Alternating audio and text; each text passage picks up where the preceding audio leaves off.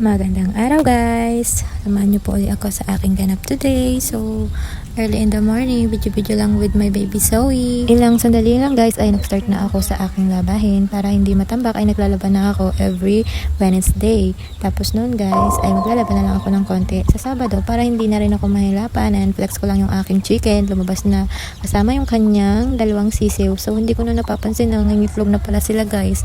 And yan guys, natapos ko na yung aking labahin. So, hayahay na naman ang buhay. And pagkahapon naman guys, pagsundo ko kay ate, ayan, kung ano-ano na naman sinasabi niya, gumagawa daw siya ng kanyang assignment. So, may pabida-bida pa yan. So, nag-aaral siya mag-vlog guys kasi meron silang project sa AP. So, pagbablog yun. And nasubmit naman niya at natapos niya at siya ang kaunahan. And ito naman guys ay kuha kinabukasan na. So, nagluto lang ako ng ulam niya. Pambaon niya yan at almusal. So, and afternoon guys, after nang magayak, ito nga pala yung umaga dito sa amin. Flex ko lang, diba ang ganda? Sobrang greeny. Nawatid ko na siya dyan sa school. At ayan, pa-flex lang face ko guys.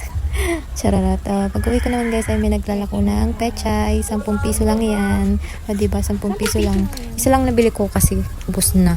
And may batang bumisita dito sa bahay, namamasyal, so binidyohan ko lang. At dahil Valentine's nga pala guys, so may parigalo ang ate kay inyo. Sobrang sweet naman. Thank you ate, love you. And then pag uwi naman guys ay nagluto naman ako ng aming ulam para sa gabi. At yan ay manok na may pechay. So hanggang dito na lang guys. Thank you for watching. Bye!